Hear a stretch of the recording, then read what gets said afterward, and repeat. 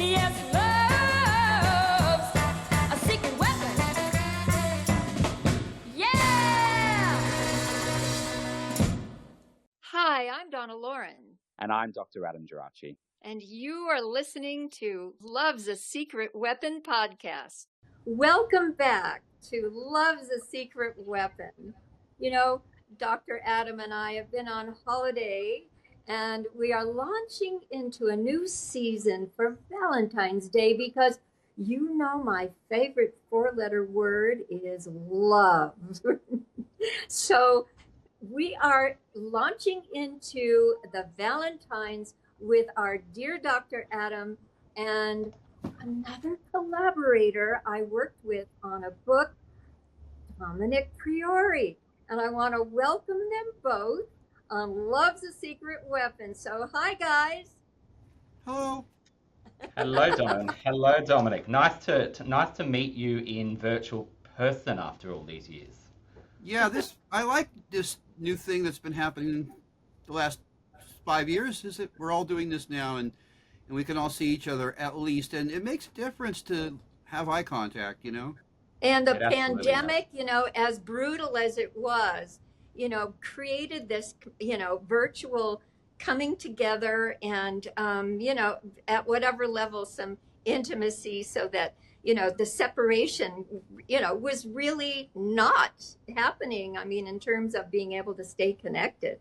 So that's my 2 cents. But let me just elaborate a little bit with my my 2 collaborators, because Dr. Adam, you know, without him, I would not have been able to write my memoir, and without Domenic, I would never have been able to publish my archives and tell a little brief biography. So here you are together. It's like, my goodness, I never thought that the 3 of us would be together. But, you know, I love collaboration. I just can't, you know, I have to ask both of you, because I know both of you write. When you're writing and you're alone and writing, let me just ask Domenic, that feeling of, you know, just that seclusion and that need to be in your own space writing, it's so different than collaborating, isn't it? Yeah, I had one collaborator that I almost had to insist on him being here every day that we wrote, because it was like, okay, like we could talk about this in terms of Brian Wilson and Van Dyke Parks too, because I wrote the book on their collaboration, and you know, they had to be together. I mean, 1966 when Van Dyke Parks sat down with Brian Wilson, it was right intimacy, and it couldn't have been anything other than that, you know. My collaborator Gene Aguilera, who I'm writing a book on the East LA and Chicano rock and roll scene of LA during the 50s and 60s, we're you know, we were really tight, you know, writing this thing together. We almost have it done, and we're still going to work together. He moved far away though, you see, so now I got to go and travel and spend the night at his house, but I have to write with him. Just like you did with me. Yeah, well, every time we did something, we were at your place, and we were with, you know, Jared, and we were just really cooking. It was fun, and I got to hear you sing some songs on the piano. Dear Mr. Fantasy. That is very true. Just a moment. Saying my husband's name, Jared is standing by. Jared, please, I know you're not on camera, but say hello to Dom. Hi, Dom. Jared and I played basketball once. Memorable. Well, Dr. Adam, please tell me and the audience, you know, how it is when you take on a project and you're, you know, in your own space and that amazing energy you need to call on. Yeah, it's a really interesting one, because I think, you know, like Dominic, you know, previously, years ago, it was where we were all in the same space, and now many of us are not in the same space, and this sort of technology affords us this real opportunity to collaborate, you know, far and wide. That while we spent some time in Los Angeles many years ago working on your manuscript, for the most part, it was done over, I don't even know, did we even have video? Yeah, Viber. Yeah. Yeah, so I think sometimes it was video, but a lot of times it was just audio. And so that collaboration, I think, even though it's a different way of doing it, it's still the same. There's still that creativity, what each person or people were bringing to the table, that flow of ideas, mixed in with, I really do enjoy those parts, when I can, go away and sort of do my own sort of research and do that sort of thing, because you're not really alone when you're engaging in all this. And Dominic, I'm sure you'd relate. All these old archives, all these old newspaper articles, all these old magazines, it's bringing that back to life from that time. So for me, it's kind of exciting to be finding that sort of stuff. I'm not sure if you're the same way, Dominic. Well, I don't know. It almost feels like, we're sifting through the stuff together. My friend, I collaborated with this guy, Brian Chittister, on Pop Surf Culture, and Dumb Angel 4 all summer long. And we would get in a room, and we would be looking at these things, and we would be, this is something we might not be able to do over the internet. We'd be looking at them sitting next to each other like this close, and, pointing things out and laughing. We're both reading the same book, looking over each other's shoulders and laughing at something. And then, philosophy comes from laughing, It should anyway. Yeah, well, and actually, it's the love and the joy and and the energy that you feed off of each other. It's almost like you have your inner voice to call on, but then when someone else that you trust is in the same room, in the same energy field, it draws out thoughts, or it draws out experiences that maybe it wouldn't come forward without you, without that collaboration. Yeah. It's rich. It's so rich. And it would almost be like an orchestra, a band, a choir, an assembly of more than one, expanding that beautiful energy together. Mm-hmm. And, and going through the speed bumps and all the, whatever you have to hurdle. But so listen, Dominic is giving of his time to share some of the wonderful books that he's written, and then we'll conclude with the book that we collaborated on. But on this particular podcast for Valentine's Day, we've done a little something different since we were working with DJs the last year. We decided to produce some music coming from each book that we talk about, and Dr. Adam will be the DJ, right? Mm-hmm. Mm-hmm. And I don't have the headphones, I don't have the deck, but we're going to do the best we can. 2 turntables and a microphone, right? That's a lot of work for 8 o'clock in the morning for me, but I will do my best for both of you and for our listeners. That's right. So you're in Adelaide, Australia, and Dominic is in Los Angeles. And of course, you had just experienced, before we get into your books, the tragic fires that have just ravaged, Southern California. Well, we live in an area where we've had to evacuate for other fires 3 times previously. Mm-hmm. And we were very fortunate that we were, in an area that we didn't have to evacuate this time, or worse. And but the word they used to say in the old movies, I'm on pins and needles. That's really what it's like, Well, I know I've experienced that in the 70s when I lived in the Pacific Palisades. And my son Joey lives in Pasadena, literally had to fly in from London when he was working and was notified that he had to evacuate. His wife and my grandson had to evacuate. And so, it's just, I don't know, it's just a weird time that we're living in. But so I'm just going to totally focus on love, both of you men in my life, and I appreciate you. I'm going to call you brothers if you don't mind. I love being in your life. Thank you. It's okay. all about sisterhood and brotherhood, Yeah. You can call me mom if you feel like it. Mamala. Mamala. So shall we start Please. talking about Riot on Sunset Strip, which I know is just the beginning of the title of your book? Yeah, right on Sunset Strip, rock and roll's last stand in Hollywood. Would you like Can to see? you hold Yeah. can you hold it up so our fans can see the book? And I'm sure that if they don't have it already, that they'll want to collect it. Here's the current revised edition from 2015, Mm. and there is that's Terry Garr dancing on the cover, by the way. Oh, That's Terry. A beach Yeah. party girl. who was dancing. she was on Shindig as well. She was a dancer on Shindig. Yeah, Absolutely. and here she's at the club called The Action. She's with Tony Basil and Brian Jones, and there's pictures of Tony dancing too. Mm. And then here's the original version with Brian Jones on the cover, and of course Terry is there too, Ah. and Excellent. the police. Mm. Okay. And Dominic, tell us because we have listeners far and wide, not just in California. What is the Sunset Strip and why is it so important to music, particularly that time you chose to focus on in Riot on Sunset Strip?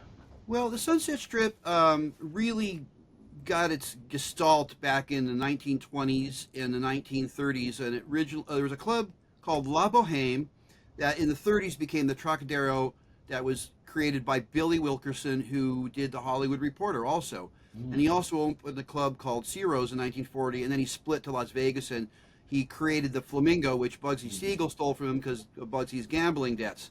Oh my So goodness. this was the Trocadero and the Ciro's, and another club called the Macombo, Preston Sturges Players, back in the 30s and the 40s, where Clark Gable, Gene Harlow, all those people hung out, and they were glamorous in that Mm. mid 40s movies sort of way. May I interrupt for a moment? Yeah. Because I had the pleasure, even though I was a bit young for it, I was chaperoned to see Ella Fitzgerald perform at Ciro's. Mm. And wow. let me describe, because, if just to tell you, it is such a perfect kind of nightclub, but supper club, intimate entertainment and dining facility theater. And it's terrace. It's like the perfect situation. And with the dance floor in front of a stage, and there's Ella and a band, and and her waving her white hanky and singing a tisket, a tisket. Yeah. How old were you? I was probably 16 or 17, being chaperoned to show me around. Wow. That Mhm. couldn't have hurt, your whole thing being a singer. And, I'm sure you're familiar with her records before, but that's just seeing her do it. Oh, definitely. Wow. There's a live album of Ella Fitzgerald from 1958 at another club called the Crescendo, a few years earlier than you saw her. Crescendo, of course. Yeah, and that was one of the first real, bebop jazz club. Because what happened once that generation of the 30s and 40s moved over to Las Vegas, and then we came in. But before us, actually, it was the Jazz Bows, the Miles Davis crowd, the folk music crowd, the Unicorn. There was, a sort of a beatnik vibe up there, and that's when the 77 Sunset Strip television show was on. Ah, And yes. a few years of that went on, and the folk thing and the jazz thing, they really didn't look at rock and roll. The Sea Witch was a rock and roll club on the Strip. It was a rockabilly club. One of your friends, PJ Proby, played there all the time when he was Jet Powers. So that was the evolution between the Clark Gable, Gene Harlow years, and then the bebop years, and then finally after the Beatles came out, every kid, everywhere wanted to bang on their trash can basically to be the Beatles, and so there was a lot of great garage bands that came out, and we're talking about the Byrds, Love, the Doors, Frank Zappa and the Mothers of Invention, Buffalo Springfield. I mean, these were basically garage bands when they started, and within, like, for example, the Buffalo Springfield in 1966, they did their very first gig at the Troubadour on Santa Monica Boulevard, got invited by the Byrds to play a gig the next Saturday, and then they got a gig at the Whiskey A Go-Go right after that. The first 3 weeks, they were considered the hottest band in Hollywood their first month of existence, and they were just hot. You know, it just boom, and all those groups. I guess I wrote the book because so many great groups, and not just those 5 that I mentioned, but a lot of great music came off the Strip at that time. And only place you could think of that so much good music came from such a short period would be 52nd Street in New York during the late 30s to like about 1951, and New Orleans during the first 20 years of the 20th century, where jazz was basically born. I mean, and then you go to the Sunset Strip in the mid 60s, and that's kind of where or it is where the counterculture really started, because after the Sunset Strip riots, the Monterey Pop Festival was organized by the people who organized the demonstrations at Sunset Strip. Well, now that you've given us this insight, shall we play a couple of songs? You mentioned the Byrds and Love, and I think, Dr. Adam, you have a couple of tunes suggested by Domenic, all set up, right? So you want to play them back to back? Yep, Okay. let's do that. Okay, Well, let's have a listen. let's rock out. Let's pretend we're on the Strip. Well, it's going to be groovy.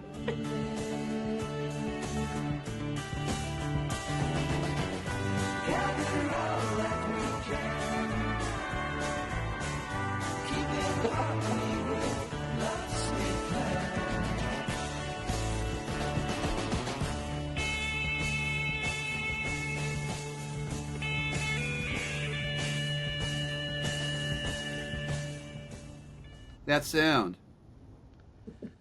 Shall we play some Love too? Let's do that. You can throw me if you want up on my phone and I go boop, bip, bip, boop, bip, bip,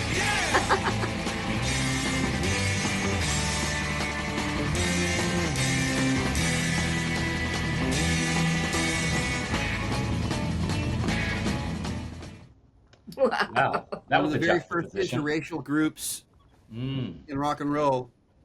Before then, there was the Del Vikings and Booker T and the MGs, but you know what I mean. I'm not so familiar with our second band. Can you tell us a little bit about them, Dominic?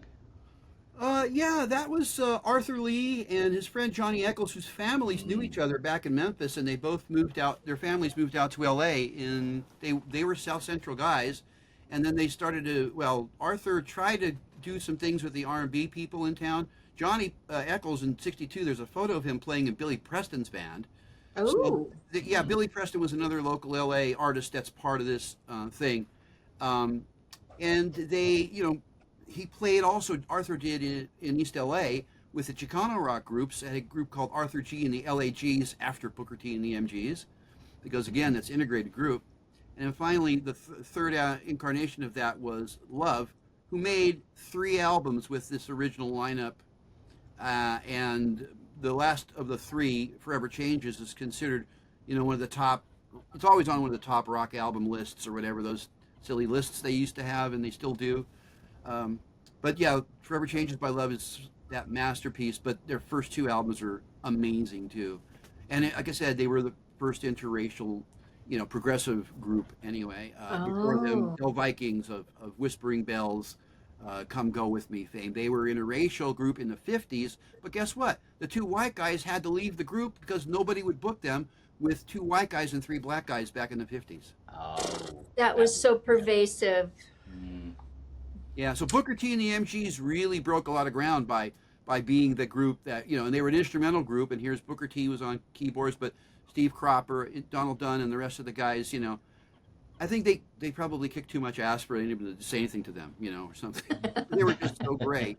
And then Arthur Lee, brought the whole Bob Dylan era into that interracial rock and roll group. In the mid-'60s, it was sort of like the final thing, the final step, Oh, that's very interesting. I know that Jared departed my area, so I can't bring him in yet, but I think Love is one of his very favorite musical groups at the time. Yeah. So I had Arthur Lee of Love write the foreword to Riot on Sunset Strip, Rock and Roll's Last Stand in Rock. Oh, well, anyone that's listening, I'm sure you're going to be interested in checking this one out. Yeah. And following that, something in my backyard where I grew up in Mar Vista, was Pacific Ocean Park. And as a matter of fact, uh, I used to perform there, and I know on one evening I was on the bill with Glenn Campbell, and somebody from Capitol Records was in the audience, and we both got signed that night. Wow. We have a That picture was there, of you in right? Pacific Ocean Park book. Okay, okay. Of course we do. You're at the Aragon Ballroom, as it was called then, which became the Cheetah, and you're with Dick Dale. That's right. Yeah. He had a Wow. house band gig there at the Aragon on Pacific Ocean Park Pier. But let me show you that book. Yes, I love that cover. Yeah, the cover is really cherry because Oh, wow. Check it out. That is so atomic. I mean, That is the atomic age. well, the view of the Santa Monica Mountains and the ocean and the Santa Monica Pier in the background. It's the sunset. I really love that picture, and of course their entrance there is just wonderful. And there's a lot more inside like that. I know. grab Well, the when diamond. Adam visited me in 2011, we took Pacific Coast Highway all the way up, and so at least you have some reference point. I mean, I have some absolutely reference point. I think we ended on Leo Carrillo Beach. yes, where Beach Blanket Bingo was filmed, right? So with I gotta go up there this, myself. oh, it was just wonderful. But this is not just about the sounds of the 60s. This is the places. So both of you need to tell us what was, I should say, this physical place, Pacific Ocean Park. Well, Dominic, please. Well, okay, so let's say back in 1895, there was a I remember skinny it well. strip of a pier out there at Ocean Park, and this guy Abbott Kinney, he established the Ocean Park area, and he also established the Venice area. He had both of them, and then they kind of made a coin toss or something, and one company ended up taking the Ocean Park area, and Kinney took Venice, and Venice finally petered out as a pier in 1946, but the Ocean Park Pier kept on going all the way into the 50s, and Disneyland happened, and the people at the Turf Club at Santa Anita Racetrack said, well, let's get together with ABC or whatever, and we'll make another theme park much like Disneyland. And we used the same thing, movie designers, like Disney did. He took all the film people that he was working with for his movies, who made all the sets and made all these imagination rides, Imagineering rides, so to speak. That's a Disney phrase. And Imagineering. Pacific Ocean Park was that, but it was without the children's movies theme. So it was a little bit more scary and weird and freaky and trippy for teenagers. There was a nightclub there. There was way more rock and roll there than ever Disneyland could ever touch. So it was kind of like a cooler place in a way. If you're a certain age, you'd rather be going to POP than Disneyland. Was it a That's rival what to Disneyland? What's that? Did it ever rival Disneyland? The first year, they had a few days where they drew more than Disneyland, and then that's it. Really? Wow. Well, you've got the ocean. You've got the Pacific Ocean, instead of Anaheim. But Yeah, well, that's the mystic thing about it is there was all this King Neptune, the oceanic mystery was a big part of the theme. So it had a sort of a darker, scarier, trippier thing to it. Right. And did it have what did it have that sort of futuristic atomic age approach to it as well? Yeah, there was one ride where there was these globes, these mid-century modern globes that went from the front of the pier all the way to the end and back, and they were hanging out over the water. And everybody always said, "Oh, somebody fell in once," and never did that happen. But that was that was the part of the mystique, right? And there was a big, huge tiki ride at the end of the pier that was unapproachable, and never will there be anything like that again.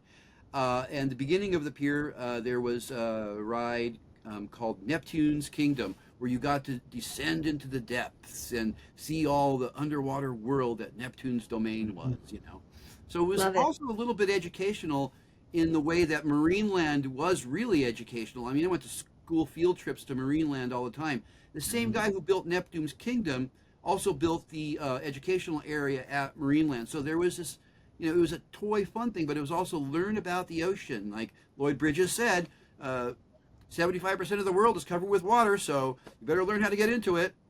Yeah, well, and 75% is inside of us as well, right? Agua. See? Well, I do recall when I was quite young that my dad, Maury, was a fisherman. And, he would, well, I always woke up in the dark anyway, like 4:30 or 5 o'clock. Perfect for making movies or, getting on set. Oh. My natural time. But he would get up at that hour and drag me down to Venice Pier and go fishing, which it's like, leave me out of this. I don't want the hooks and I don't want the bait, and Yeah. but I love the ocean, so I would go along with him while I was very young. Yeah. Fumbling at 4 a.m. for the Aquanet. Well, as a little girl, I certainly didn't go that way, but anyway, I'm just thinking, Venice Pier, is that still around, or No, I thought it no. The Venice, Oh, it the Venice Pier, yeah, that lasted from 1905 to 1946, and then Venice became a little bit, down, but that's why the Beat Generation people moved there, because the rents were cheap in Venice. So the story of Pacific Ocean Park is almost kind of somewhat linked in with this Venice beatnik era, and then all of a sudden the steam park shows up. Earl Newman, who was a beatnik artist, did like 6 posters for Pacific Ocean Park that are all reprinted in the book, and we ended up getting the Santa Monica Museum to put all 7 of them up on one huge wall, and they were really amazing posters. Fantastic. And also, Venice, as far as I remember, was designed after the canals. So I recall on a Sunday afternoon, my family would drive over and they're still there. The bridges over the water near the ocean, and that's just north of Marina del Rey now. Yeah, Kinney in 1905 wanted to build a replica of Venice, Italy, the whole city that had canals and everything, but it was supposed to be Los Angeles's cultural center. It was in those days what the music center, the Dorothy Chandler Pavilion, and all that is, since 1965. That's amazing. Well, there's so much history that I'm so happy we're talking about it, because I have so much reverence for that period of time. I mean, I know a lot of things were going on, civil rights and assassinations and so forth, and there's always that dark side, and unfortunately, there's always a dark side in every decade. It's ridiculous. There's very few decades that don't have something really horrible about them. Yeah, well, the light has to reflect, right? So Yes, there's always a shadow to deal with, and certainly, we're still kind of trudging through that. But yes, for anyone, I can just say, for anyone that wants to experience what we're talking about and kind of dive back into that era, Abbot Kinney is a street named after this man that you start on Venice Boulevard and you go up to what is it? I've forgotten exactly what street, Colorado or something like that, or one of those streets that before Olympic, and it's been discovered, rediscovered, and it's very posh now. Yeah. All the little beach cottages. I mean, Jane Fonda used to live down there when her husband was mayor. Wow. And that was kind of rough at the time, but now Abbot Kinney is amazing. If anyone ever needs to go down, to the ocean in that neck of the woods, and that would be south of the Santa Monica Pier, which still has the merry-go-round that's been there for more than 100 years, right? Yeah, that is an original merry-go-round. So, well, let me see. We took some notes on the the Pacific Ocean Park book, and you featured Richie Valens and Pink Floyd. So let's take a listen.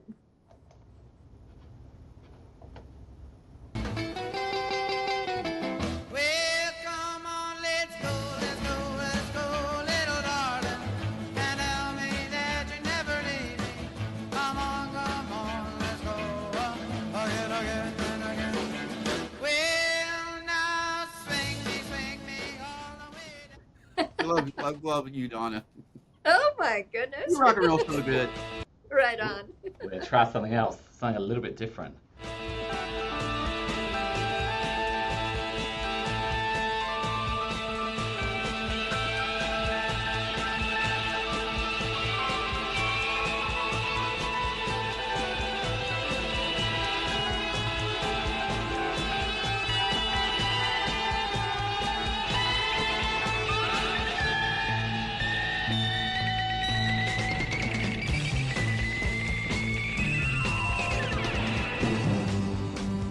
Put on a gown that touches the ground. Float on the river forever and ever, Emily. So Pink Floyd, you know, I mean, what a cross section of music, because Pink Floyd, you know, I mean, I think they've been on the charts for what, over 50 years. Yeah. And and Roger Waters was just on tour not that long ago, and for 5 years my son Joey was the drummer for Roger Waters, traveling all Oh. over the world. Wow. You know, Including here. Yes, Adam, you saw? Well, we were Joey's VIP guests. There you go. So There you go. That was pretty impressive. But we've got two quite different. How did you choose both of these, Dominic? Why Richie Valens and then why Pink Floyd?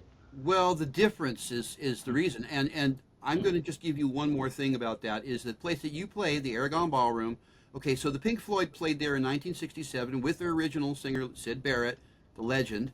And from all reports, there was a couple of reviews, and everybody I've talked to said it was an amazing show.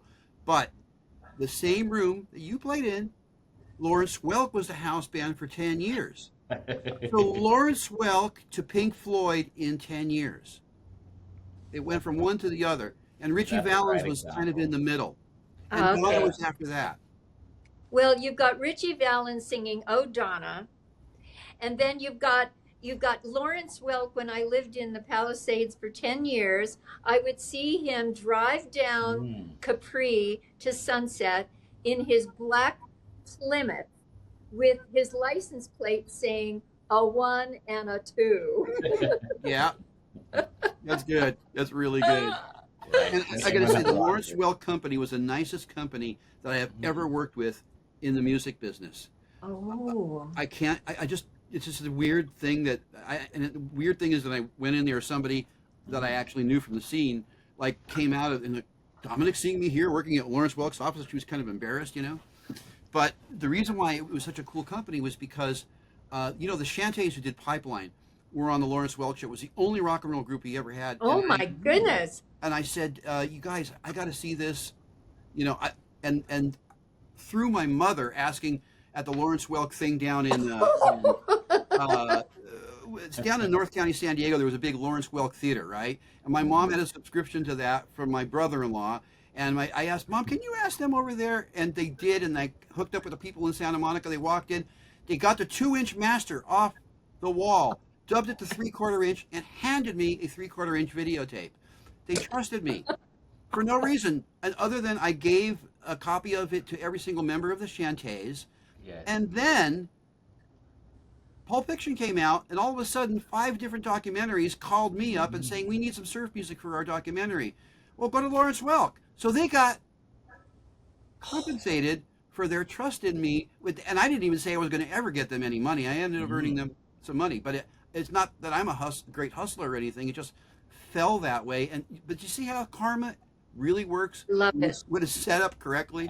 Absolutely. I love it. Well, to me, it's all about integrity and the love of music. Yeah. You know, I was friends with Janet Lennon, and one of the cameramen on Shindig was her betrothed, and so I ended up going to their wedding. Wow. Yeah. Cool. And she's indicative of the energy that came from Lawrence Welk. Absolutely. One of the Lennon sisters. What a Fantastic. sweetheart. And did Lauren's work crosses over though, doesn't it? Because it went from what, the 50s to the 70s, 80s? Really? How long? Lawrence Welk show kind of started at Pacific Ocean Park Pier in the very early 50s, and he was the house band there, and then he ended up getting a TV show on KTLA in Los Angeles, which then became an NBC or whatever network show, and that show lasted a long, long time. And then once the 70s happened and that kind of what was considered very square music at the time went over to PBS, and he continued running, like same thing with Hee Haw. Hee Haw went off of network, they went to PBS, and then they ended up having a show for many, many years. So, No, we really need to, keep supporting PBS. But the polka will never die. So, nor will the accordion. I love the accordion. People who make fun of the accordion are really missing out, because Bill Haley and the Comets had an accordion player, and they're cooler than you. Well, that is fabulous. And now I think the piece de resistance is your book that you wrote about called Smile. Well, actually, it's two books, but this is the one that's the written text. And notice that Brian Wilson and Van Dyke Parks did the foreword. Wow. And the photograph on the cover is by Guy Webster, who took the photographs for the cover of the first Mamas and the Papas and the Simon and Garfunkel albums and a bunch of other legendary 60s stuff. And here's a picture of Van Dyke taken by Henry Diltz. So there's a Japanese edition of the book. Whoa. Those of you who are in Japan and want to read it. And then the original version of that was my own scrapbook called Lookless and Vibrate Smile, which sold more than any book that I ever did. I think 40,000 copies. So I was to talk about that, Dominic, so we probably have to give our listeners a rundown of the history of Smile. And I know I'm going to get you to summarize 50 years of history in a small time. But then once we've done that, where you come in, because you've been sort of investigating Smile since the late 80s. So tell us about Smile. What was, or what Smile could have been? Well, in 1966, Brian Wilson and the Beach Boys released this album called Pet Sounds, and it could have actually been, there's no way Brian would have done this then, but it could have been a Brian Wilson solo album, because the Beach Boys were all on tour when he made it, and he did almost all the vocal parts himself. The background vocal parts on Pet Sounds that you're listening to are mostly Brian doing his brothers. So this masterpiece was going to be followed up by an album called Smile, and he got a really interesting collaborator, Van Dyke Parks. This is Bob Dylan material now. We're starting to move with Van Dyke Parks. Brian Wilson is scoping out Bob Dylan's influence and including that type of lyric in, to a Pet Sounds type album, but beyond that. And it crashed for several reasons. The biggest reason was a lawsuit that, David Anderle and Brian had created a company called Brother Records, and in order to release Smile on their own label and get rid of some of the cheating problems that Capitol had done to them earlier, as far as royalties and stuff like that, they actually sued Capitol Records and were going to take Smile and put it out on Brother.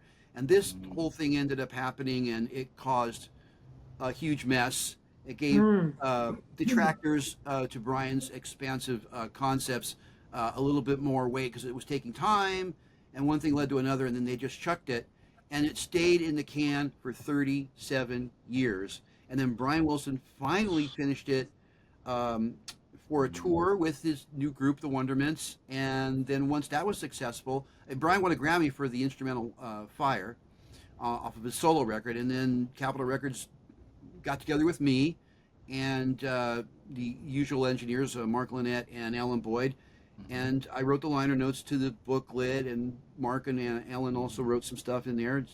We just figured it all out, on Capitol Records. It was a 5 CD set. So Yeah, I had a big hand in it because the Yellow Book really reached a lot of people. I remember the first month it came out, I got a letter from XTC's manager and ordering 6 copies, one for everybody in the band and a couple more or whatever. And then a group called Gay Bikers in Acid from England got a hold of me. And, all these, big known alternative rock Mm. groups started contacting me and ordering books directly from me. And I And when knew was who that? some of Was them that were. the I 80s? didn't know who some of them were, but it was just Yeah. reaching. And then the bootlegs then started coming out more after my book too, because I Mm. made such a fuss about it, and people were getting really juiced up about this music, and they'd hear little pieces and they'd want more and more and more. And like Yeah. myself, they all just started to like get obsessed with this, and it took a long, long time and a lot of hassles, but I did help Brian Wilson and Darian Sahanaja figure out the sequence of songs for the final Smile album, because all of my research really is what put that together. There was times when Brian said this in an interview, or Brian said something in the studio. I took it all from what Brian Wilson had said out of his own mouth. Mm. So I'm not Domenic Priore inventing a Smile lineup. I'm going, Brian said this, let's do this, let's take the tapes and put them together. That was complicated because it was a really complicated piece of music. For example, Good Vibrations was the lead single. All right, how many edits do you think there are in Good Vibrations, which was recorded in 3 different studios, by the way, Gold Star and Columbia and Western, right? Oh. Yeah, and the song Vegetables was going to be one of the follow-up singles. When we did the edit for the 45 version of it that's in the box set, Brian's instructions were on the tape. He had 9 edits on that, just to cut a little piece, and another little piece, and put it all together, and it becomes like a Good Vibrations type record. Masterpiece. Yeah.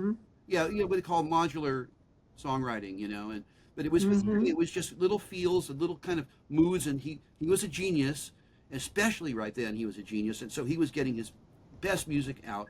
And then when the Beach Boys were a lot more on the Smile recordings than they were on the Pet Sounds recording, you could hear the Beach Boys' voices at their best. I mean, the best possible situation. This is the most advanced the Beach Boys ever got. And where did Van Dyke Parks fit in?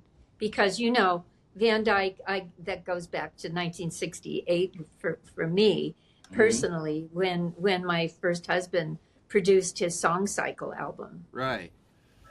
Which is another, that's an offshoot of the Smile album. Van Dyke was, okay, MGM Records. There was the MGM movie company had a record label that really didn't go very far, It had soundtracks, and then that was about it. But they had Van Dyke Parks, Danny Hutton on the label, and David Anderle worked for MGM Records at the time. And those 3 Warner Brothers records, or MGM Records people, got together with Brian to, they started doing Smile and forming Brother Records. Van Dyke would sit down with Brian, and they wrote all these amazing songs. Vegetables was one of them. Heroes and Villains was another. Cavanescence was definitely one of my favorites. Surf's Up, which actually got released in 1971, years and years before the Smile thing came out. And Surf's Up is the song that put the Beach Boys back on the Billboard Hot 100 album charts. That album reached number 29. Their previous album reached number 151, and that was a Van Dyke Brian Wilson collaboration. That Van Dyke and Brian had, Brian had played it on television in 1967, a solo, and Van Dyke's lyrics were just brilliant, He is extremely, and also his keyboard, he has a style unto itself. And I think he still plays, doesn't he? I just saw him 2 weeks ago. Yeah, good. And it's so peculiar that when I when I had to leave Venice High, and signed with Dr. Pepper, and I was enrolled in a private school, that I barely ever attended, but there was a young woman named Dury, who became Van Dyke's first wife, Dury Parks. Yeah. And and so I go back to when I was probably 17, when I was introduced to that whole scenario. But Van Dyke's piano playing, to me, it's like Randy Newman has his own style, and it's very identifiable. And when I listen to the Smile album, I don't know how much Brian is on keyboard, but I do know when Van Dyke is on keyboard. Absolutely. Yeah. I think that Van Dyke's piano playing, outside of the great lyrics that he wrote for Smile, his piano playing took Brian well beyond where he'd already been. I agree. He opened up a lot of, mental vistas, because, the way I could describe it is that tinkling sound, he really was eloquent and baroque and very French, actually, in that, beautiful way, just that. Well, he was also a Southern. Where was he from? Alabama, I think. Yeah, he was from the South. Yeah. So he did have that kind of flair about him, but very knowledgeable and subtle, in his own way, but just very artistic. A Southern gentleman and a Democrat all the way. Obviously, I mean, people think of the South in a certain way, but my friendship with Van Dyke Parks really taught me a lot about not judging the South the way most people do. And I'd been through the South in '71 myself, and I'd seen gas stations that were built with 3 bathrooms. Trust me, in the '60s when I was doing Dr. Pepper, I was literally in the South a lot. For between 63 and 68. Right. And my introduction, at the headquarters in Dallas was going to the restroom and seeing the drinking fountains delineated. So, and I was horrified. Right. But there were people there that lived this that weren't into it. It was just the people who were running things. Right. Have you ever experienced that, Dr. Adam, at all? Anywhere? I mean, discrimination of any kind, actually. Well, I think probably for me, being my age, it's somewhat more subtle than that. But that being said, Australia has a very checkered history and very recent history with the treatment of the Aboriginal Australians. So, we have the same, and we're still, talking about that now because people that are resistant to our Australia Day is a very emotionally charged day, and there's people who want to change that date because it's a day of real grief for Aboriginal people. But then there's people that resist that. So in my lifetime, it's perhaps been more subtle, but it's than the drinking fountains and so on. But we have a very recent history of that as well. Yeah, for sure. Donna, in the book that we did, I think that the pictures that your father took of the Supremes in the pool, riding around on the shoulders of guys in the ripcords in the South on a Southern hotel in 1965, there isn't anybody that I've shown these pictures to that haven't gone, wow, this is amazing, because people can't even think of like 1964 in the South, like Oklahoma City. Girls are playing in a pool, goofing around on the shoulders of white guys, and like interracial couple looking style thing. I mean, in the same pool. In the same pool. Now remember that in those days, a lot of those fancy hotels, if a black guy jumped in the pool, they would tell everybody no pool, and they'd empty the pool and clean the pool just because a black guy jumped in the pool. So we have pictures in our book of the opposite happening in 1964. And you guys were so cool and had so much fun and were so, what was happening at that moment, you were able to do that in their face. Unbelievable. I think the music, I think, was the predominant energy that kind of overrode, the discrimination wherever we landed. I mean, there were a few incidences that were very difficult, but for at least 21 days that I was on that tour in the South, in a mixed company, we were welcomed. And I just think it's the music, and it always does seem like it is the music. That and it is the music now, and it will forever be the music.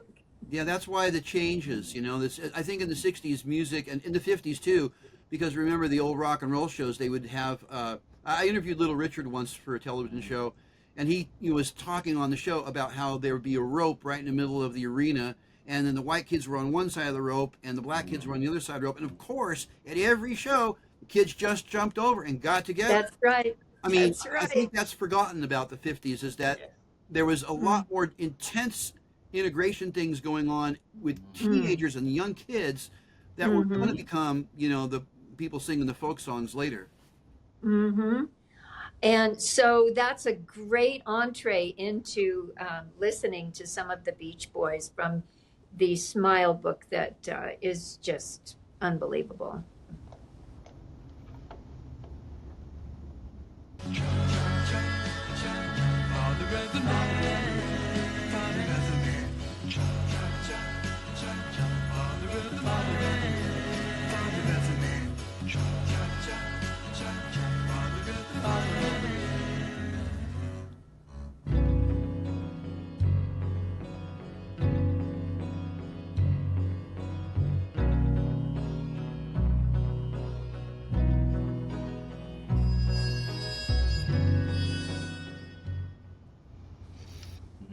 And just before, we've got another Beach Boys song, but just before that, Dominic, you were talking about sort of the influences or the pulls on Brian Wilson at that time, and Van Dyke Parks was one. What else was going on for him? I think you said something about sort of his expanding, that musically, but also in terms of his ideas. Well, the Beach Boys were really lucky in that I think by the time of their second album, they became the most popular band in America.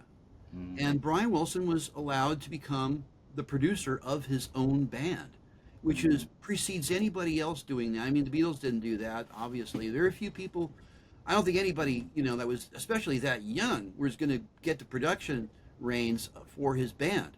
So now I've got the most popular band in the world, you know, Brian Wilson, right? He's got the most popular band in America, okay? Which is a pretty big place. And he was able to see out that original early form of the Beach Boys, but as the Beatles came out and as the folk music thing came out and as the times changed, I mean, they said on the back of their records, whenever the next thing comes, we'll be right there with it. And Brian stayed with that. He kind of like heard Phil Spector's productions and, you know, expanded to that kind of large orchestra in the studio for some of his music. And then beyond that, he started to write with other lyricists, and Tony Asher was the first one. They did Pet Sounds. The subject was love, which is Donna's favorite subject, and I think mine too.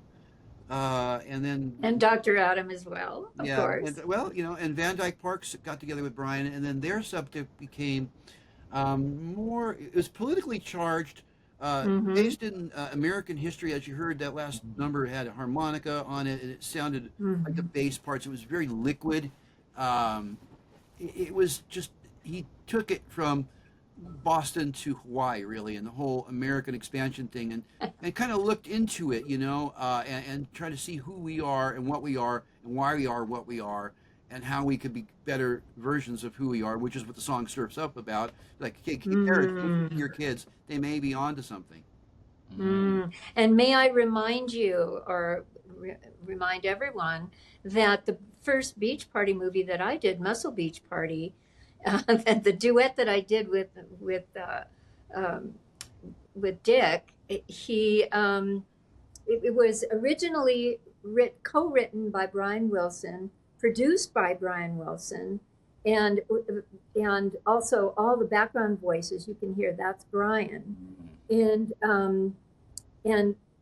originally the Beach Boys were signed to perform in Muscle Beach Party, and they decided to back out.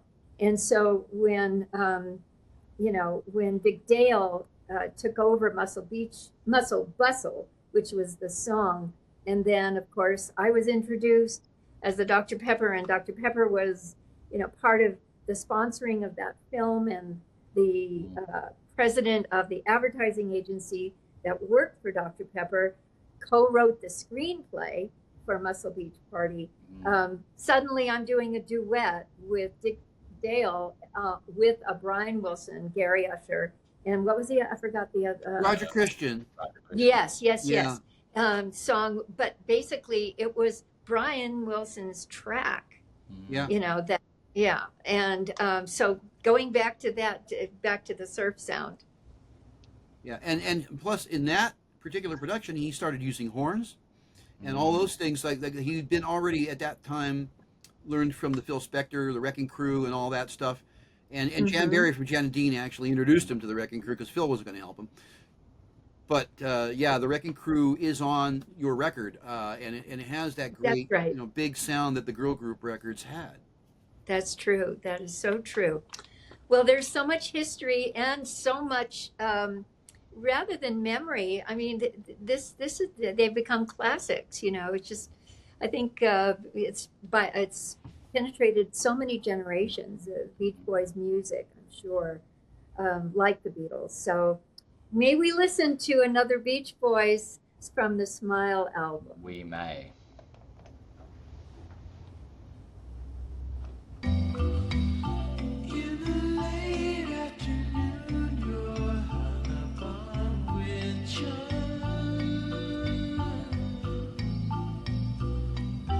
Though it's hard, I try not to look at my wind chime.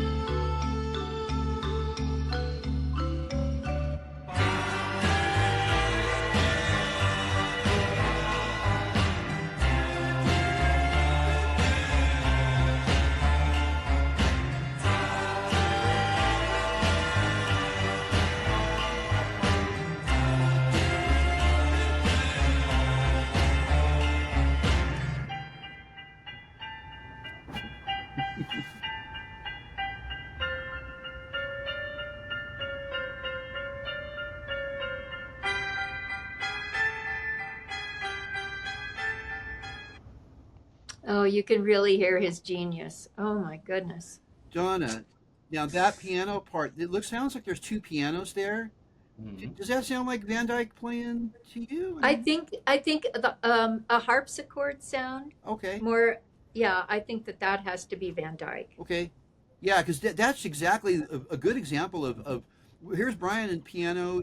Brian is composing on the piano amazingly and comes up with the big, thick chords. You know, like the other song had the big bass line of Brian had the big man stuff. You know, the song Pet sounds, you know, very, very, very masculine. But, you know, and then Van Dyke brought that Sweet Angel stuff to it, you know. That's a nice, I'm glad I picked that one because it's a nice combination of Beautiful piano harmony. style. The Absolutely. wind chimes. And Just love Fleetwood it. Mac, the Tusk album, if you hear like things like That's All for Everyone and Beautiful Child and things like that, they were really, really influenced by those Smile tracks because Lindsey Buckingham in 1979 was the first person to be able to access, through his friend Kurt Betcher, the producer, the tapes to Smile. He actually was listening to them, and then you know, and that's how a lot of Tusk happened. Whoa. Not very well known, but I knew Kurt Betcher and his friend of mine and told me all this stuff. Oh. Wow. Well, your middle name is Obscurity. And just we to- love that.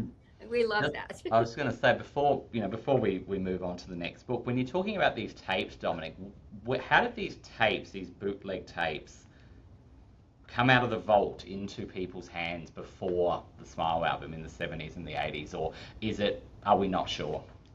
There is a guy who's now deceased. His name is Byron Price, and Byron wrote a book that was the official autobiography of the Beach Boys. And in the 70s, in order to do a book that anybody would care about the Beach Boys, it had to include their more progressive material. There was a big bunch of stuff about Smile in that book. And he was given a tape by Mike Love of the Beach Boys, of all things, of 6 of the unreleased Smile songs in finished form. And that was the first tape that went around. And then after that, well, you know, I mentioned Kurt Betcher. He's also deceased, so nobody can bust him for this. He was a friend, right? Okay. And he went into a studio that he was working in, and he was working for the Beach Boys actually at CBS Records. He was producing or helping them to produce and arrange a disco 12-inch 45, which they did in Wow. 1979, which didn't go over very well.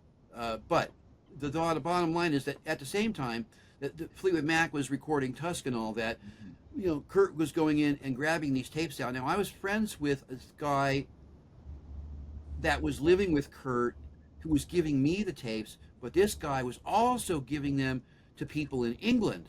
And the people in England would play them at the Beach Boys convention every year. Like at the end of the convention, and the last few people, the real hardcore fans, would sit down. It's like, everybody's gone. Okay, let's play them now. Ooh, look at how great this is, you know. And yeah, it was like the secret, you know, Clandestine. Manchurian Candidate version of rock. I don't know. Bottom line is, it was like ooh, like that, you know, like really like secret. We can't tell anybody we're doing this, and they were really, you know, but they did it, and eventually I met the same guy they were getting the tapes from, so I sent one of them to England before they got the stuff, and then somebody was getting mad at me. Hey, you got this before we did, because I was in L.A. and I knew Kurt and his buddy. I'm not going to say his buddy's name because he's still alive, but nobody's going to chase these people down anyways. Bottom line is that's how the tapes first got out. It was through Kurt Vetcher, and then some other tapes were found and dug out too. There, you know, it just ended up, and then by the 90s, because this is all in the early 80s, right? By the 90s, like there was a bootleg LP of some of the earliest stuff that got out, but by the 90s, there were CDs, double CDs, triple albums, all kinds of stupid bootlegs of Smile. So people had a lot of this stuff already. The box set that came out on Capitol, you know, of course, improved the quality of everything and gave you a bit more of the backing tracks. And we had Brian's notes. What people don't understand about Smile, I don't think they realize this, is that Brian Wilson made notes on all the tape boxes of where the edits were going to be. If he didn't finish something, we were able to finish it per his instructions. Amazing.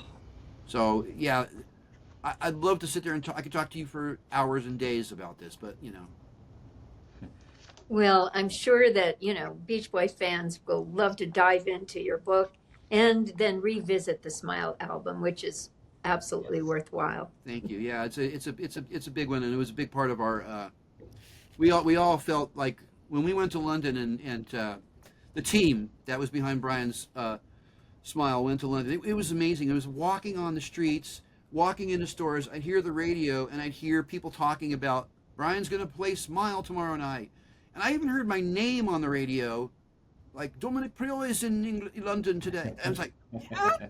I'm in a store shopping. You know, it was the first time I was in London, and I'm hearing my name on the radio like I'm some kind of a part of this legend, part of the larger thing. But yeah, it was just to hear my name on the radio in London while I was shopping. It struck me. You know. Yes.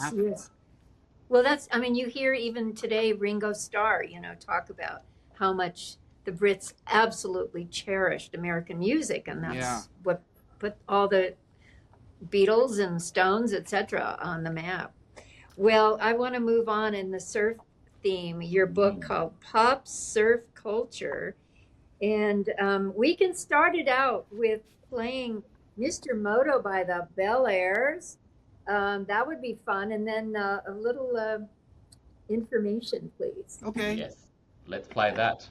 I'll show the book cover. Hang 10, everyone. There we go.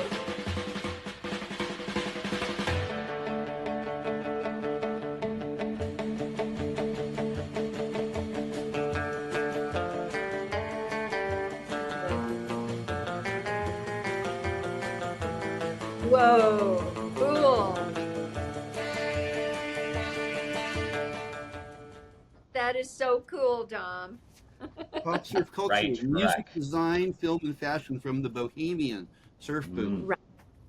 I mean, how crazy it was, and after I lived in Hawaii, I realized, surfing is such a sacred, not even a sport. It's just, it's like communing. The ocean and the human become one, and so for it now not to just be ritualized, but for it to be part of the language of so many people. I mean, Mm. so many people are surfing that you just can't believe it. Yeah, it's it was there was a small cult, in France, in Gerace, and all these other places around the world. South Africa, South Africa, again, Bruce Brown took Australia. Australia, right?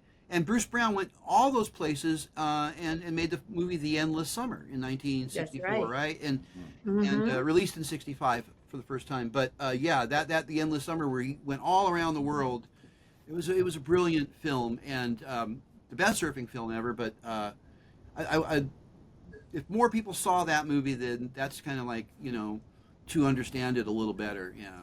Yeah, and But of why? course, when I was a kid, I sat in the theater and watched Gidget. Yeah. Legit. Why was surf culture so important to youth culture? Why are they so enmeshed? I And think then it had a lot to do yeah. with freedom. You know, Mm, You said it. You took the words right out of my mouth. freedom, Donna, right? I mean, let me just say something about Donna, because Donna, you were with Linkletter, who was in the Cornells, right? Bob Linkletter, right? And he was in Correct. a band called the Cornells, who were a surf instrumental band, and they played at a place in Santa Monica, a beautiful old building called the Doleville Castle Club, which burned down in '65 or something. And Donna would go up and sing with them. Before she was in the movies, she was the actual thing that she became in the movie. She was the real thing. They somehow, through Dr. Pepper and all that, she got there, but she was the real deal. mm. And that's another one of the reasons why I love you, Don. Oh, bless No. you. Thank you so much. When I said freedom, I meant, Mm. you think about the 1950s, everybody thinks, you know what, the 50s, they get a really bad rap now because of the bad side of the conservative side of the 50s. People think of the really bad stuff of the 50s, especially African American. It's like, I would never want to go back to the 50s, right? And sometimes I say to myself, but that's when the revolution really started. That's when Rosa Parks, got on the bus. That's when Brown versus Board of Education happened. I would like to see more people be a part of that kind of thing, because that led to 1963, Martin Luther King, right? So in the 50s, that kind of repression was so thick that, like Little Richard said, rock and roll was just busting out of it. And then by the early 60s, what could be more free than standing on a warm beach with almost no clothes on, getting in the water and, surfing and dancing, and now we are free of, by the early 60s, people started feeling a bit more freedom because rock and roll had brought them from maybe super repression to a whole lot less repressed. And then by the early 60s, you had the folk music boom happening at the same time. So there was this hootenanny thing going on, as well as the Bob Dylan and the Joan Baez thing. And that was, beginning of larger meanings in the lyrics of songs. But at the same exact time out here in California, this certain amount of freedom was happening through surfing. And in England, the mods were the same thing as the surfers. They had the scooters, they had their Italian style clothing and their haircuts, and they found this thing, mod, at the same time that the surf people found surf. So mod and surfing almost are the exact same time in England and California. And I think mod is the English kids finding their freedom after the repression of the 50s, and surf culture, is the same for, America, because eventually the drive-in movies like the ones Donna was in, Yes. they reached the Midwest, and the Beach Boys were the most popular band in America, and all of that, and the Dylan group, that folk music thing was going to be the new consciousness of the era. Yeah. An extension That of opened the hearts. what had happened in an explosion during the 50s. Then things started to get fragmented, And the same would happen with punk, because in punk, it all started off with very, very narrow 1, 2, 3, 4 music, right? And then by the 5 years into punk, the diversity just exploded, right? And I think the same thing happened with the original rock and roll. It was the original rock and roll was very narrow you're right, in the arrangements, and a lot of the songs sounded the same. But it was all about the performance and the words and whatever each thing was, and those breakthroughs. So, And a bit of defiance, don't you think, because of the racial issue again? It's like Elvis singing Hound Dog, and it's comes from the other side of the tracks. And Yeah. what was her name? Big Mama Thornton. Yeah. And, but you know, I'm just going to approach even a more subtle level about surfing, because, you know, when I see someone on a board and you've got a 30-foot wave, and you know, you are communing with the ocean, you are communing with nature, and you know, and the beyond, and your, you know, the divine source, you know, all comes into focus, you know, as you're riding that wave. Otherwise it just takes you over. Yeah. If you see the great ones that ride through the tubes and get to the you know, what do you call it, the shore, you know, they have to be in tune with the sea and, you know, all the elements, and, you know, as above, so below. That's really, I think it's a spiritual experience. It is. Surfing, more so than, I mean, I think, well, anytime you're in the zone, you know, and you're totally in the present, and surfing, you have to be in the present. Good. You know? Minutia of present. Yeah. Yeah. John, I like to think of the waves coming in from how many miles those ripples are coming. They're coming in from miles and miles and miles and miles, like thousands of miles, that ripple. And it finally hits the shore here in California, right? And then it does that thing that makes it a wave. And you are the person who are trying to, like, catch up with all those ripples as they're finally arriving. You go, aha, ripple, I see you. I'm with you now. I'm on you. I'm up on you. I'm standing on you. I'm riding with you. We're together. We are one. Ripple, you know? We are one. And I would suggest that going beyond what our conversation is focused on is that, man, I am riding the wave right now. I am so riding the wave of the energy that's happening on planet Earth. You know, that from, as we began talking about the shadows and the dark side of life, that, you know, to enter into the light, you know, we really must ride the wave. Yes, we do.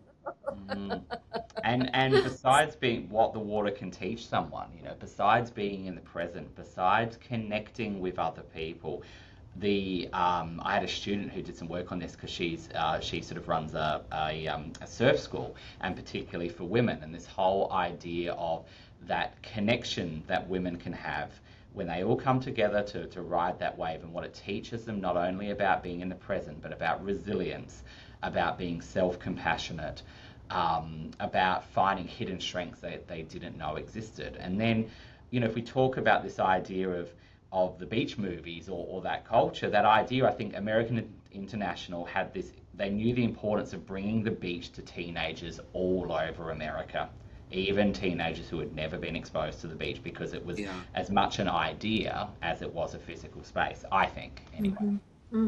And I remember even, you know, during the Vietnam War, when I was still in my career, you know, receiving letters from the boys, you know, overseas, and they were watching Beach Blanket Bingo, so that was their form of release and some joy in their lives. Wow, I've never heard you say that. That's amazing. So, my goodness, have we come to the point where we collaborated on the archives of? Okay, so now Pop Sixties. Written, you know, right? Pop Sixties, written by you and I, and basically the photographs that depicted. Just one of the covers. Yeah, and I've got the other one. That's the original one, and then it sold out, and then it got to be this one, right? Yep. Oh, gotta go a bit back. A little bit there. Okay, there we go. Yeah. And now that one's sold out, and so each one of us have maybe, I don't know, one. I have one, one of each. You know, I've got a few copies. I got an autographed one. We did a whole bunch of autographed ones. That was really nice. Yeah. And I do want to thank you so much for, on my birthday, I think it was probably already 7 years ago. no, 6 years ago when I flew up to San Francisco, and you helped to organize a wonderful gathering in San Francisco, and it ended up being on my birthday, and the room was packed, and it was right next to the ocean, this beautiful bookstore, and it was just a wonderful experience. So thank you. I loved working with you. It was fantastic, you know, and Jared, it was very, very important to the process, the creative process. Him and I are fans of you. I mean, you know, I'm humbled. we're down with you. We dig you, and you know, all of the stuff that you recorded, and also, you know, the way you kind of moved through those years that you were in the pop culture. You know, I mean, you had the television shows that you were on, the Shindig thing. Incredible that you were that person to do. I mean, with Jack Good, who is the best person, if anybody, that could explain how impact the American rock and roll had on England. He brought that to the English kids with 6-5 Special, back in the 50s, right? And then, oh boy, and England had to really manufacture really quickly some rock and roll stars. So they got Cliff, and they got you know, Adam Faith, and Billy Fury, and all these guys that Larry Parnes named, and made these television shows. And then he brought it to America, and there you are. You know. Well, you're so encyclopedic. My goodness, I can't keep up with all the information. I'm the I'm American sure everyone person who knows the English rock stars from the 50s that no one in America knows. Well, I should be very humble in saying that to feature Pop Sixties book, we're going to play a little bit of Moi. So if you will commence. Of course. I'll have to try and make it through one more long and sleepless night. Too many times I've waited and waited to hear your footsteps at the door. I ought to know that you found another. Why can't my heart keep the score? Blowing out the candle, I'm putting out the flame, but I'll keep the matches handy should you want my love again.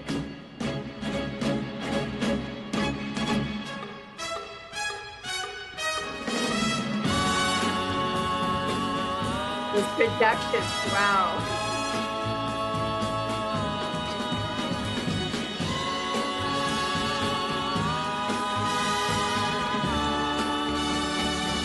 Because I'm blowing out the candle, I'm putting out the flame. Sweet. Where does that take you back to Studio A in the Capitol Tower? You got it. That elevated feeling of performance, very the how do you say it, the opposite of what you were describing about Brian putting, you know, editing and bringing all the segments together, and I would take one or two takes, that was it, and you know, the orchestra would be rehearsed and the backgrounds, we would just perform, and that was the result. And it was very elevating. I mean, literally you felt lifted off the floor when the door closed to the studio, and it's like being in a beautiful concert hall, you know. It's just the vibration and the frequency just lifts you. Donna, So that's- also, I was thinking about this earlier, but we were talking about collaboration and being in the room, in the same room with another person at the same time. Mhm. And you know, this is the way Sinatra cut, and Frank Sinatra refused to, for almost his whole career, until the very, very end. He had to have the orchestra right there in the room, and he had the, you know, the lead, the ranger, the Nelson Riddle, or whoever, you know, right there in the room, and communicating directly with everybody in the room and getting that feeling. That's right. And you recorded like that in the same room he did too.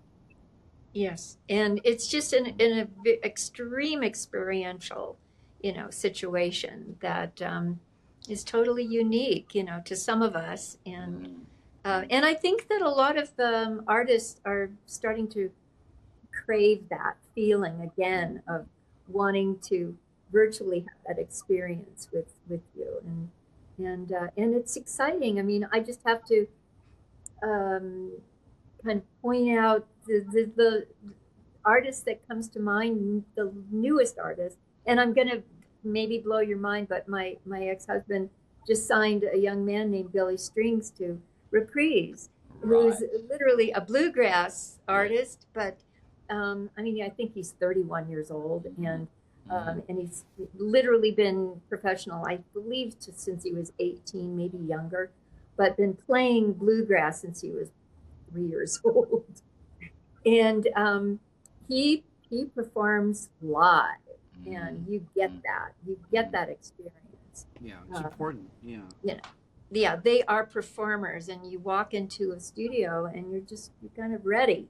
You're just ready for it. Unless you, I mean, maybe the Stones did some of that too, because in reading Keith Richards' book, it's like you get to the studio, look out a window, start writing a song, and by 7 o'clock in the morning, you're in a little rowboat listening to the playback, after that whole experience. And that's what has become the MO, for us all to enjoy and feel like when we put it on, we feel like we're there. Yeah. I had a great story. Andrew Lou Goldham told me this about how at 4 a.m. in the morning at the RCA studio on Sunset Boulevard, the Mick Jagger and Keith Richard and Phil Spector and Jack Nietzsche were there, and they were trying to come up with something, and this was the night that they came up with Play with Fire. The song Play with Fire, which had Jack Nietzsche on the keyboards, Phil was doing the percussion, Keith was on guitar, and Mick sang. Very little bit of people in there, but it was at 4 a.m. in the morning, and Andrew, of course, was producing it. And that song, Andrew told me, was what took the Rolling Stones from recording, Route 66 and a lot of really bitchin' covers, like They're Not Fade Away is amazing. I love the early punk rock Stones. However, I asked Andrew, how did the Stones go from that to being able to write things like Ruby Tuesday and 2,000 Light Years from Home and She's a Rainbow and these other really expansive songs? And he said the Play with Fire session, that was it. We really, Jack, what he laid down there on the keyboards and the mood he put everybody into at 4 a.m. at RCA. I mean, that was the beginning of the Stones being able to really write great songs, according to Andrew Lou Goldham.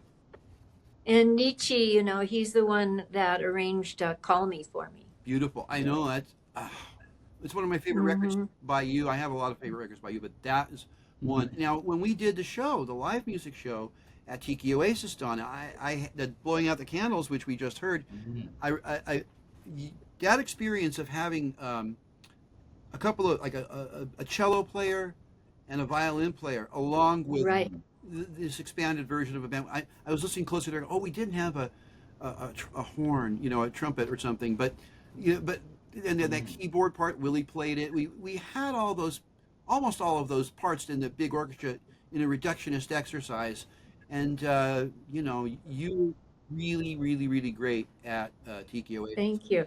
It was quite an experience. Yeah, that was quite an experience. And again, thank you for orchestrating that. Yeah, that's what launched the book. Yeah, it did. And we would have had a horn player, but my friend Maurice just couldn't leave his wife and drive down to San Diego. So right. Yeah, I really didn't want anybody else. So, but it was a show that I don't think anybody in the audience had ever heard Blowing Out the Candles before. Right on. Right, yeah. Right. Nobody heard that record. The kids that were there that knew who you were knew you from the Beach movies. And maybe seeing some of the Shindig stuff on YouTube, and that's it, But they knew the Beach movie. That audience for Tiki Oasis is a beach party movie audience, for sure. Absolutely. Down to the cocktails. Oh yeah, down to the cocktails and the glazed donuts. Right? Yeah. So they didn't know the single "I'm Blowing Out the Candles," but it's such a great song, a great production, and we tried to get it as close as we could to the record. And I remember because I was with the soundboard guy trying to make sure the pitch and everything was good in the middle of the audience, and I remember when you came on stage and a lot of people didn't even know what they were saying, like, "What's this?" Because the band before you was this great band from Russia called the Messerchups, who's a surf instrumental band. It might as well have been the Pyramids in Bikini Beach, right? And then you came on. And I remember hearing some gal say, "What's this?" And then all of a sudden, just like those people are all blown away. Like, how in the hell, who brings, a cello and a violin player to this tiki oasis? That's not done, I mean, maybe with vibraphone with the Exotica groups and stuff, but that was quite a production, and we've never had a singer like you, at the Oasis as good as, I mean, your pipes and how great you sing. That audience hasn't seen that, and so all of a sudden people were just like, "Oh my God!" And that's without knowing who you were, without knowing the record or anything. Just the performance itself knocked them out. And then when they started doing the songs they knew, well, forget it, But they didn't, That is very cool. and they got it immediately. Then when they heard "Shaking All Over," they were down, right? Oh yeah, that too. Yeah, you did "Shaking All Over," and the other one that really got the audience together was Goldfinger, which I think some people had seen on YouTube. Yeah, that you did a great version of Goldfinger that night too. Thank you. And the second one was a song by Ashford and Simpson, of all people, called "Smokey Joe's," and I know that you suggested that one. So, Dr. Adam, our DJ for the day, shall we close with that lovely rendition of "Smokey Joe's"? Absolutely great song.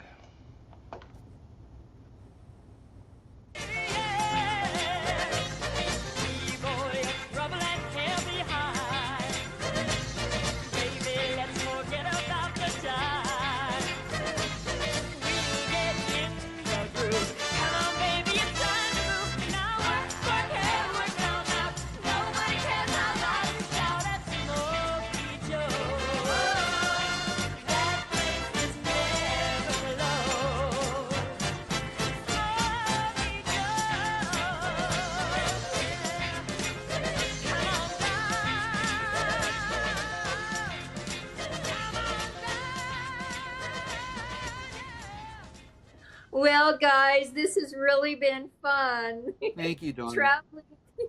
Traveling back to an era where, oh my gosh, like you said, Domenic, maybe we just need to start all over again, and I always feel like the seeds that were planted in the 60s, any period of time of Renaissance, but especially the 60s, they've been laying dormant, and but I believe that through whatever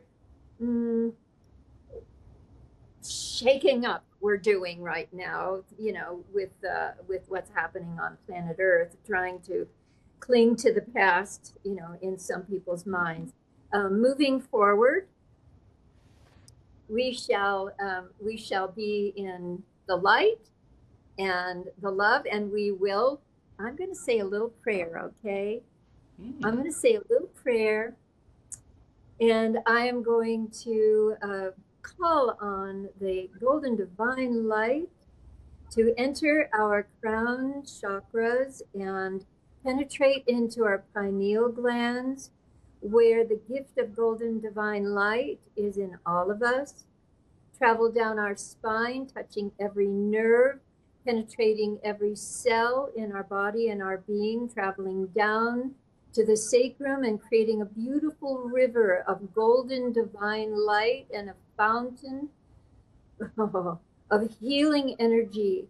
And may the world and all our beloveds and all life on planet Earth receive the light and fill them with that light, so in an effortless way that we all shine, and through that the darkness will little by little and maybe even exponentially diminish, and more hearts will open. So let's all ride the wave, and many, many blessings. Thank you so much, Domi, for being with us. Yes, Thank Thank you. Dr. Adam for connecting all of us from down under. Mhm. And here we go, launching another year of Love's a Secret Weapon. Yes, love